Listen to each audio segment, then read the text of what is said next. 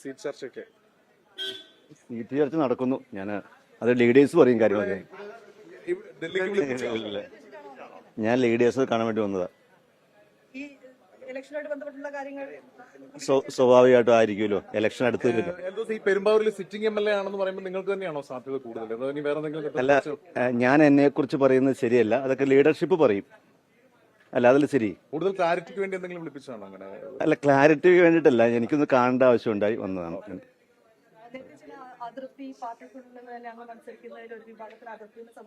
ജനാധിപത്യ പാർട്ടിയല്ലേ,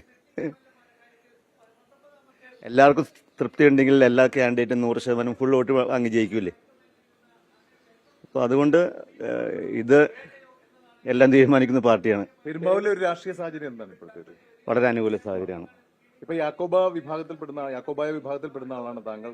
ആ RCക്ക് ആ സീറ്റ് വേണമെന്നുള്ള ആവശ്യം ഉയരുന്നുണ്ട്. അങ്ങനെയൊക്കെയുള്ള ഈ സമുദായ സമവാക്യങ്ങൾ പ്രശ്നമാവും. അങ്ങനത്തെ ഒരു ചർച്ചയൊന്നും ഉണ്ടായിട്ടില്ല. ഞാൻ 10 വർഷമായിട്ട് MLA ആണ്. എനിക്ക് അവിടെ നല്ല ലീഡിന് ജയിക്കാൻ പറ്റും. അവിടുത്തെ പെരുമ്പാവൂരിലെ ആളുകളെല്ലാം എനിക്ക് സപ്പോർട്ടാണ്.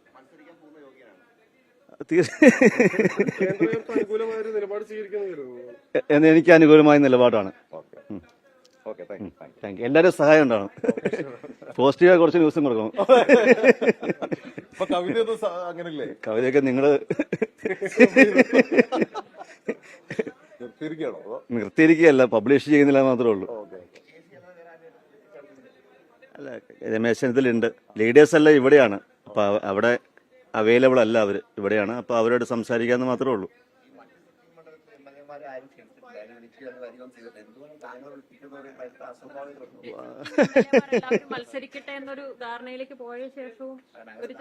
അല്ലല്ല, അങ്ങനെയൊന്നുമില്ല അതിനകത്ത്. അങ്ങനെയൊന്നുമില്ല. ഞാൻ ഡൽഹിയുമായിട്ട് കുറച്ചാളായി. ലോകത്തെവിടെയായാലും ഏത് സമയത്തും 24 വാർത്തകളും ഓഗ്മെന്റഡ് റിയാലിറ്റി പാക്കേജുകളും എക്സ്പ്ലെയിനറുകളും വിശദമായി കാണാൻ ഞങ്ങളുടെ YouTube ചാനൽ നിങ്ങൾക്ക് സബ്സ്ക്രൈബ് ചെയ്യാം.